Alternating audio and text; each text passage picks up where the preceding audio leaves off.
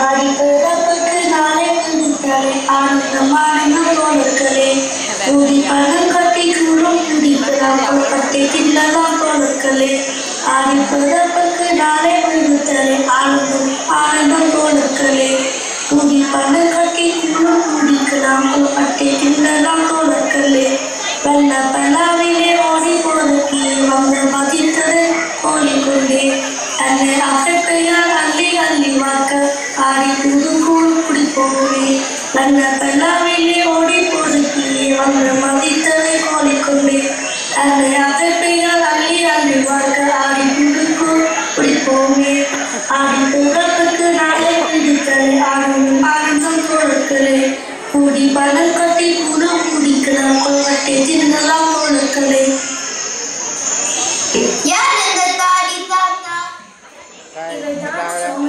புலவர் தமிழ் ஈழத்தில் வாழ்ந்த ஒரு சிறந்த புலவர்.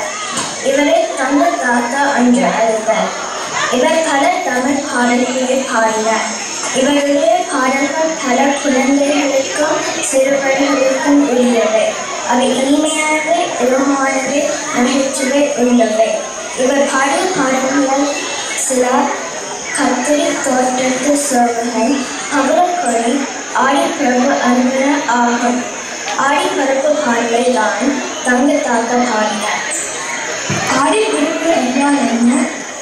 தமிழருடைய கொண்டாட்டங்களிலே சிறந்தவை பொங்கலும் ஆடிப்பிறப்பும் தான்.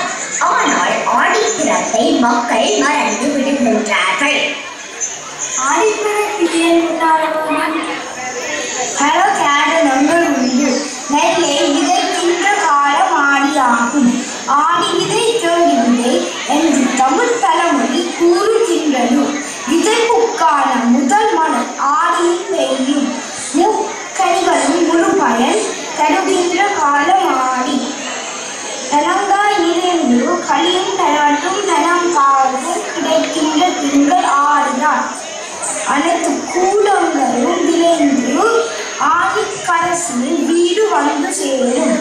தமிழர் கொடுத்து உண்பதில் மகிழ்வார்கள். ஆகையால் ஆடி பருப்பை மகிழ்வுடன் கொண்டாடுகின்றார்கள்.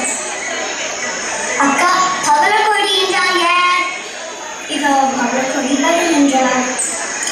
பருத்தி திரையூரா பவளக்கொடி பேரா பாவி தன்னை ஒப்பால் பால் எடுத்து விற்பார்.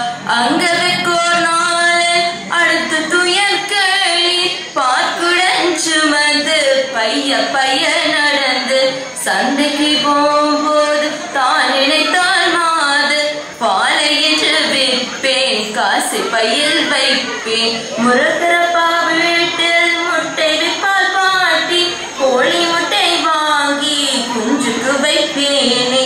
புள்ளி கோழி குஞ்சு பொறிக்கும் 2 இன்ச்சு குஞ்சுகள் வளர்ந்து கோழியாகும் விரைந்து விரைந்து வளர்ந்திடுமே வெள்ளை முட்டை இடுமே. முட்டை விற்றால் காசை முழுமடு தாசை வண்ணச்சேலை சட்டை மாதுளம்பு தொப்பி வாசனை செருப்பு வாங்கி வெறும் விருப்பு வெள்ளை பட்டுடுத்து மினங்கும் தொப்பி தொடுத்து கையிரண்டும் வீசி பதைகள் பல பேசி சுந்தரி போல் நாளை சந்தைக்கு போவேனே.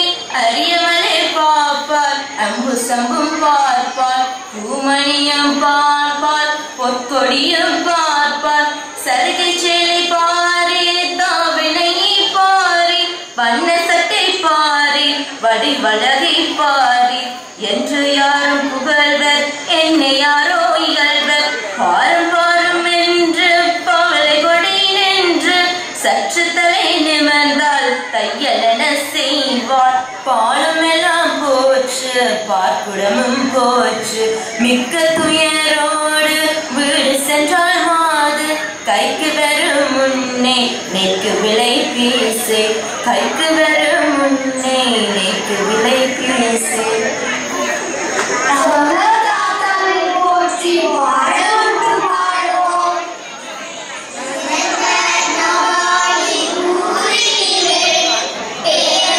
சோம சுந்தரமா சிறந்த